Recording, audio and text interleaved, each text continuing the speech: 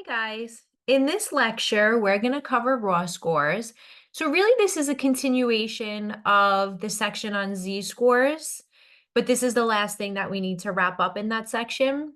So before I go over what I have here in the notes and example 17, I just want to go to the whiteboard for a minute and I want to have you think about something.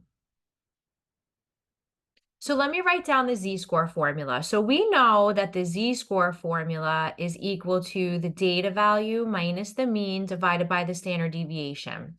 So that's how we solve for z. And we've been doing that in the last few lectures. But what if I didn't want to know what z was? What if I knew z, but I didn't know what the raw score was? What if I was curious about solving for the raw score, x? Would I be able to do that? Well, as long as you know z, the mean, and the standard deviation, you could solve for x. So imagine I presented this equation to you. This is an algebra question. And I said here, in this equation, solve for x. How would you do it? So in order to solve for x, we want to isolate it, right? We want to get it by itself on one side of the equation. Now we have this mu hanging around by subtraction, right? And we also have this sigma, right, which is in the denominator of this fraction. So what I would do first is, and let me use a different color, let's get rid of sigma. Let's multiply both sides of the equation by sigma, because remember, whatever operation you do to one side of the equation, you have to do to the other to keep it balanced. And the reason I'm multiplying by sigma is because we're already dividing by sigma. If I do the opposite of division, which is multiplication, sigma divided by sigma is just going to equal 1. But now I have to multiply by sigma on the other side of the equation. So what I'm going to end up with is sigma times z is equal to x minus mu, since sigma divided by sigma on the right-hand side is equal to 1. So we're almost there. I almost have x by itself. I just need to get rid of mu. So since we're subtracting mu, I'm going to do the opposite. If I add mu, right, they're going to zero out.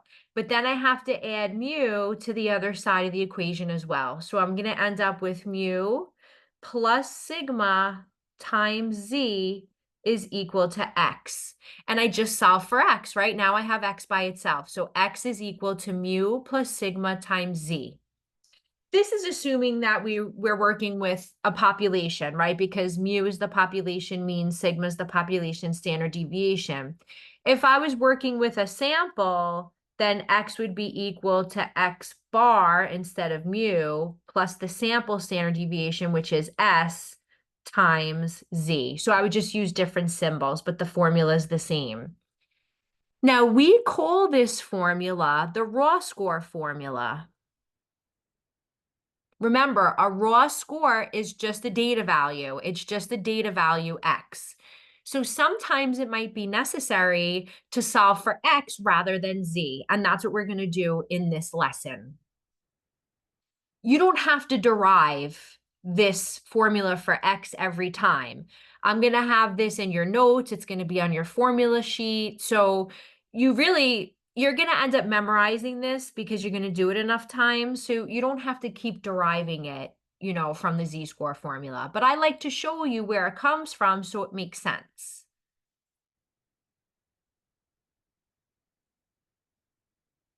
So let's go back to the worksheet and the notes. So here's the raw score formula. So if we want to convert a z-score to a raw score now, so in other words, if we want to solve for x is equal to the mean plus the z-score times the standard deviation. And that would be in words, right? So here's my formula in words.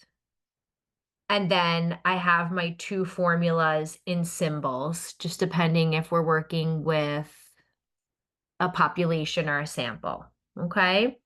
So let's do an example. Let's look at example 17. So it says, on each of our students' test papers, a statistics instructor writes the z-score rather than the actual test score. The statistics for the test are x bar equals 72 and s equals 9.6.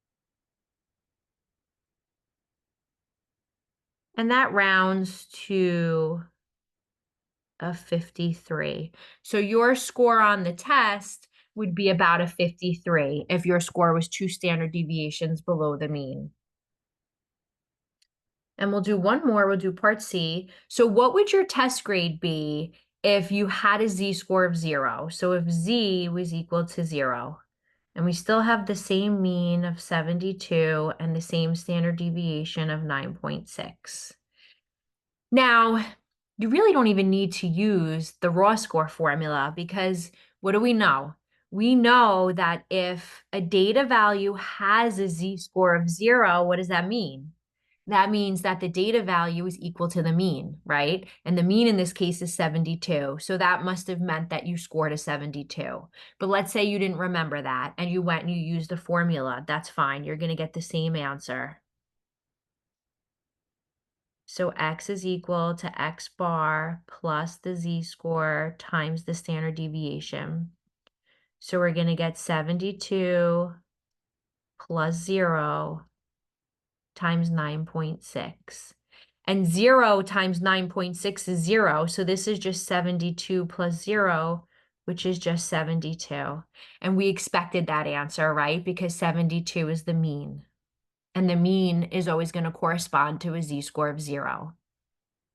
So this was a nice example using the raw score formula. So having to solve for a raw score given a z-score, the mean and the standard deviation. So again, we're just using a derivation of your z-score formula in order to solve for x.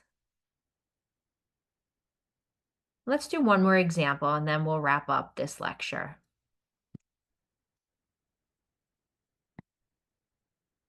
Example 18 says a highly selective boarding school administers an exam to all applicants.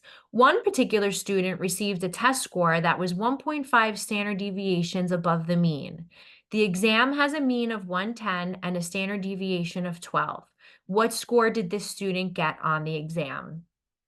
So again, I'm asking you to find the student's raw score. What score did the student get on the exam? Notice I didn't give you the score that the student got, but what did I give you? I gave you essentially the z-score, right? Because it said one particular student received a test score that was 1.5 standard deviations above the mean. So we know that this student's z-score was a positive 1.5 because it was above the mean. So that means there was a positive z-score of 1.5. We also know that the mean of the test was a 110 and the standard deviation was 12.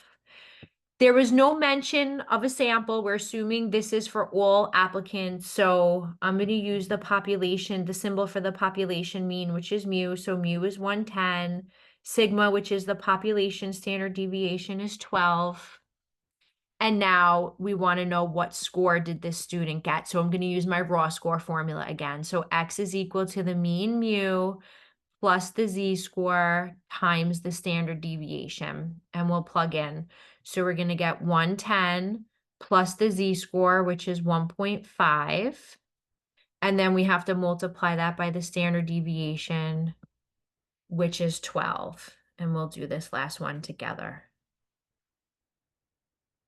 So we're going to have 110 plus 1.5 times 12. And we get 128.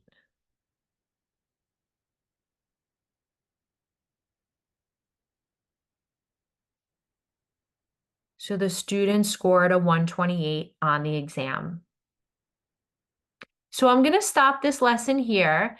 In the next lesson, we'll wrap up this section by talking about percentile and percentile rank.